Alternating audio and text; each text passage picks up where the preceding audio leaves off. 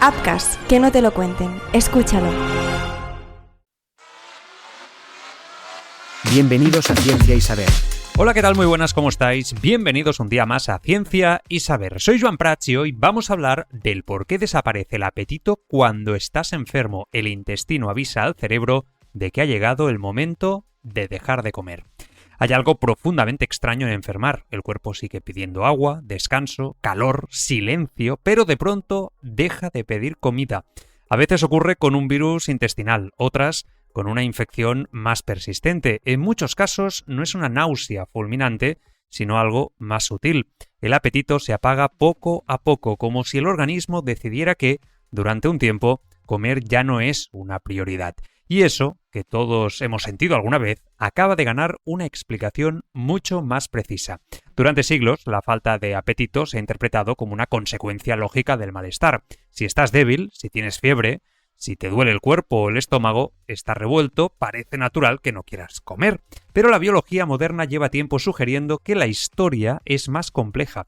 Muchas veces el organismo no deja de comer solo porque no le apetezca, sino porque activa programas fisiológicos concretos para cambiar su comportamiento. Enfermar no significa únicamente combatir un virus, una bacteria o un parásito. También significa reorganizar prioridades, dormir más, moverse menos, evitar ciertos estímulos y, en ocasiones, cerrar temporalmente el apetito. Un estudio publicado el 25 de marzo pasado en Nature y difundido por la Universidad de California en San Francisco ha descrito una vía concreta por la que el intestino, durante una infección parasitaria, envía señales al cerebro para reducir la ingesta.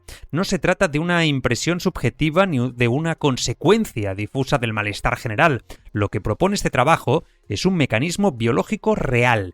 Ciertas células del intestino detectan la amenaza, se comunican entre sí y activan fibras nerviosas que llevan el mensaje hasta el cerebro. El resultado final es muy reconocible para cualquiera que haya pasado una infección intestinal importante. Deja de apetecerte comer. Lo interesante es que el hallazgo no se limita a decir que el intestino influye en el cerebro, algo que hoy ya forma parte del lenguaje popular cuando se habla del famoso eje intestino-cerebro. Va mucho más allá. Identifica quién detecta el peligro, quién transmite la señal, qué moléculas participan en ese diálogo y por qué, una vez puesta en marcha esa cadena, el comportamiento cambia. En otras palabras, empieza a ponerle nombres y piezas a una experiencia tan cotidiana como desconcertante. La investigación se centra en dos tipos de células poco abundantes pero muy importantes del intestino. Las primeras son las TULF cells, unas células especializadas en detectar parásitos y poner en marcha respuestas inmunes. Las segundas son las células enterocromafines, también conocidas como EC, conocidas también por liberar señales químicas relacionadas con náusea, dolor y malestar intestinal. El hallazgo clave es que ambas hablan entre sí. Cuando las TULF cells detectan una molécula llamada succinato producida por gusanos parásitos, liberan acetilcolina. Esa acetilcolina activa las células EC, que a su vez liberan la serotonina. Y esa serotonina estimula fibras del nervio vago, una gran autopista de comunicación entre intestino y cerebro. A simple vista puede parecer una cadena técnica, casi excesivamente microscópica, pero en realidad describe algo enorme. Como un tejido periférico del cuerpo, el intestino convierte la presencia de una amenaza en una orden conductual. El mensaje que sale de ahí no es una idea abstracta, es una instrucción fisiológica. El cerebro recibe la señal de que algo va mal y modifica la conducta alimentaria. La secuencia importa mucho, porque explica algo que casi todos hemos notado y que hasta ahora no estaba del todo claro. Muchas veces no pierdes el apetito en el primer minuto de una infección. Al principio incluso puedes sentirte relativamente normal, pero cuando el cuadro se establece, llega ese apagón. El equipo de California observó que las TULF cells liberan acetilcolina en dos fases. Primero, una descarga breve. Después, cuando la respuesta inmune ya ha cogido fuerza y estas células aumentan en número, aparece una liberación lenta y sostenida suficiente para activar con claridad la cadena que termina en el cerebro. En otras palabras, el intestino no enciende la alarma máxima a la primera, espera confirmar que la amenaza es real y también persistente. Ese detalle es especialmente revelador porque sugiere que la respuesta del organismo no es torpe ni caótica, sino graduada. El cuerpo no corta el apetito sin más. Primero evalúa, detecta, escala y solo cuando la señal alcanza cierta intensidad modifica el comportamiento. Es una lógica que recuerda a otras muchas respuestas defensivas del organismo. La inflamación, la fiebre o el dolor tampoco son mecanismos aleatorios, sino sistemas regulados que aparecen cuando el cuerpo considera que hace falta. Eso convierte la pérdida del apetito en algo bastante menos misterioso de lo que parecía. No sería solo una consecuencia colateral del malestar, sino una conducta regulada por el propio organismo. Los autores lo demostraron también en ratones infectados por gusanos parásitos. Los animales con tough cells fueron comiendo menos conforme avanzaba la infección. En cambio, los ratones modificados, para no poder producir acetilcolina en esas células, siguieron alimentándose con normalidad. Es decir, al romper la señal, desaparecía también la respuesta conductual. Gracias a este estudio, al menos en el contexto estudiado, empieza a dibujarse una cartografía mucho más nítida.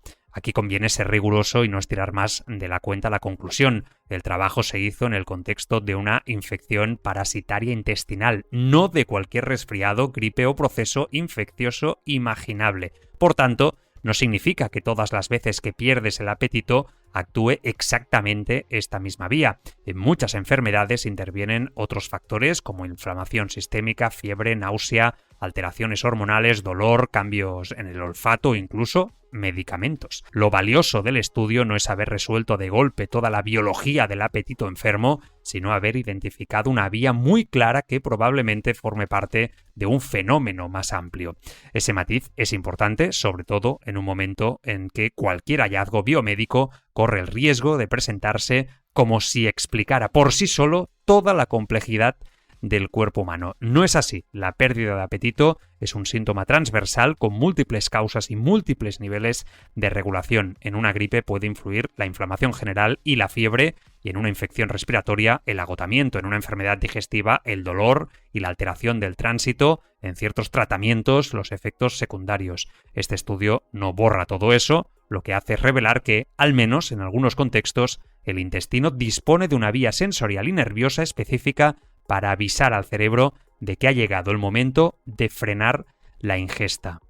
En definitiva, una prueba más de que el organismo humano no improvisa tanto como parece, incluso cuando enferma, incluso cuando nos sentimos rotos, sigue funcionando como una red compleja que detecta, decide y actúa, a veces incluso dejándonos claro que la prioridad ya no es comer, la prioridad es defenderse. Mañana más, Ciencia y Saber. Ciencia y Saber, una producción de Upcast. Upcast, que no te lo cuenten. Escúchalo. En mito, en presidente. Esta no es una historia sobre política, es una historia sobre lo que pasa cuando un país confunde gloria con salvación. ¡Santiago Galán! ¡Eres eterno! ¡Gol para la historia! Dicen que el poder revela quién eres, pero hay hombres a los que el poder no revela nada, solo los desata. Nací en el campo de batalla y aquí estoy. Por fin vamos a cambiar las cosas. Vamos a devolver a España a su lugar. En una noche como esta, no se debate, se sobrevive. Porque este país se mide no por cómo trata sus más ricos, sino por cómo cuida a los que más lo necesitan. En la víspera del debate más importante de una nación, un líder está dispuesto a quemarlo todo. ¡Seguridad! ¡Llévense a Raquel ya! ¡Lo tenéis todo grabado! Somos dinamita. Somos inevitables. Una ficción sonora de Joan Prats protagonizada por Hugo Silva. El Partido del Poder, de Upcast. Disponible en las plataformas de podcasting.